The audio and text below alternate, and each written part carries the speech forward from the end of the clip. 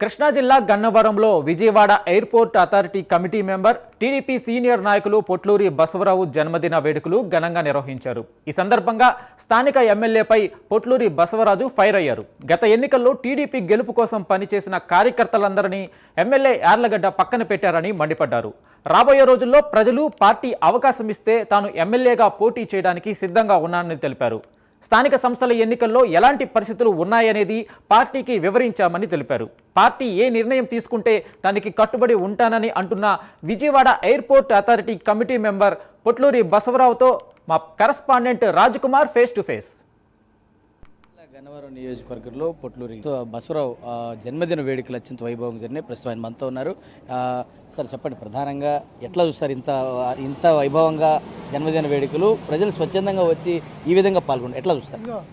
వాళ్ళు ఇక్కడ కాన్స్టిట్యున్సీలో, అలాగే నా గ్రామస్తులు, అలాగే గన్నవరం మండలం ఇతర గ్రామాలు, ఈ కాన్స్టిట్యున్సీలో నేను పార్టీ పెట్టిన నాటి నుండి, అన్నగా ఎన్టీఆర్ పెట్టిన కాడి నుండి కూడా మేము పార్టీలో ఉన్నాళ్ళం.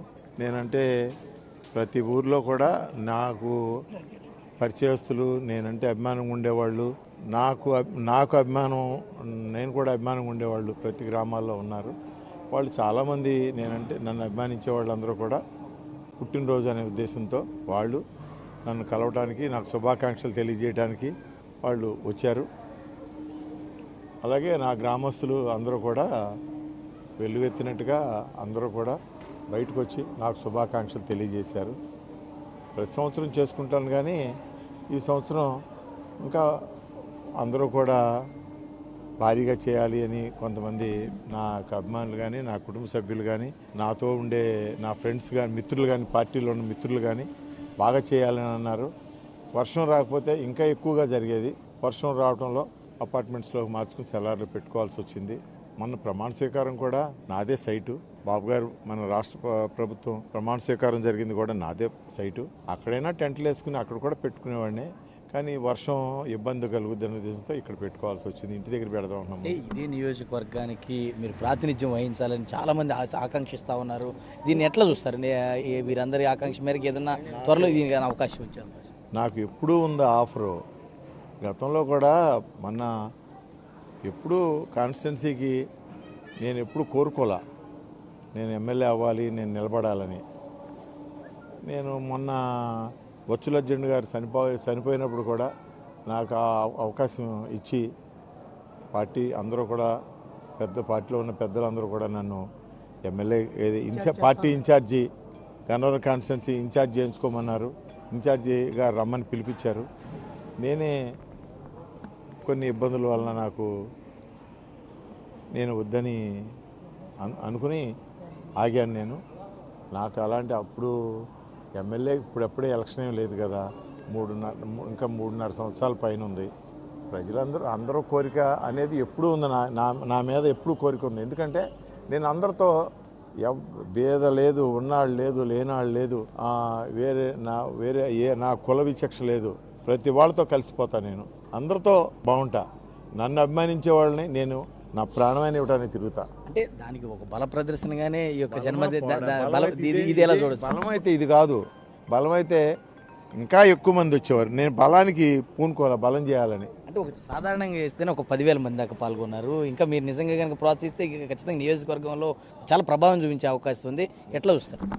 అది ఇలా రావటం, నా మీద ఉన్న అభిమానం అనేది నా అదృష్టం. నేను ఒక సీనియర్ నాయకుడిగా అనేక ఇబ్బందులు పార్టీలో కూడా, గతంలో పార్టీలో కాదు, నియోజకవర్గ స్థాయిలో ఏ ఇబ్బంది ఉన్నా నేను నిలబడటం, అనేక రకాలుగా నేను ఆదుకోవటం. గతంలో కూడా నేను ఎంపీపీ చేశాను, ఏఎంసీ చైర్మన్ చేశాను, బ్యాంక్ ప్రెసిడెంట్ చేశాను కేసరపల్లి, అలాగే పంచాయతీ వైస్ ప్రెసిడెంట్ చేశాను, అలాగే మండల పార్టీ ప్రెసిడెంట్ చేశాను, గన్నవరం మండల పార్టీ ప్రెసిడెంట్ చేశాను 2 years. అప్పుడు కూడా పార్టీలో కొన్ని ఇబ్బందులను కూడా నేను ఫేస్ చేసా ఆ రోజు కూడా. అలాగే గ్రామ పార్టీ అధ్యక్షుడిగా 10 సంవత్సరాలు చేశాను కేసరపల్లి గ్రామానికి. మాది మేజర్ విలేజ్. నేను పార్టీని మొత్తం కూడా ఏకఛత్రాధిపత్యంతో ఒక లైన్లో నడుపుకొచ్చాను. నేను ఎప్పుడు కూడా పార్టీకి నేను చేసిన సేవే ఈ పార్టీలో ఉన్న వాళ్ళందరూ నా మీద ఉన్న అభిమానం.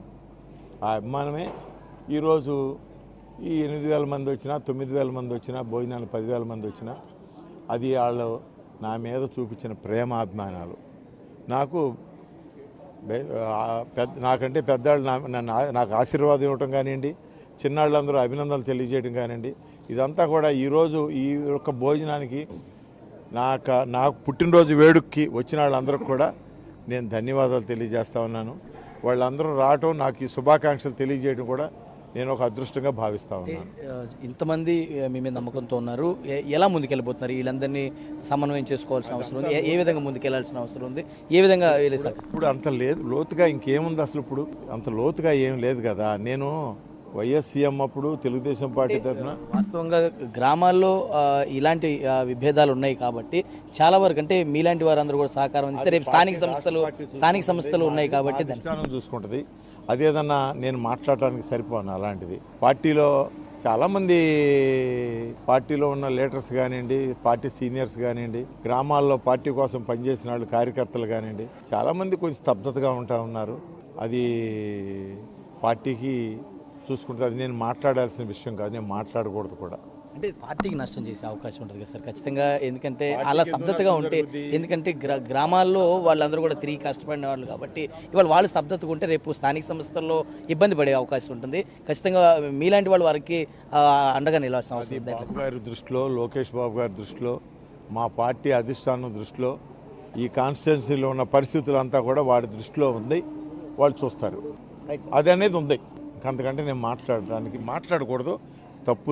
ఏదైనా మాట్లాడితే నేను తప్పుని చెందుతాను. అయితే ఇది మొత్తానికి ఏదైతే ఖచ్చితంగా కూడా పూర్తి స్థాయిలో ఇప్పటి వరకు కూడా ఉన్నటువంటి అన్ని పరిస్థితుల నుంచి కూడా ఏదైతే తన పైన ఉన్నటువంటి అభిమానం ఏదైతే ఉందో వారందరికీ కూడా కృతజ్ఞతని బసవరావు చెప్తున్న పరిస్థితి.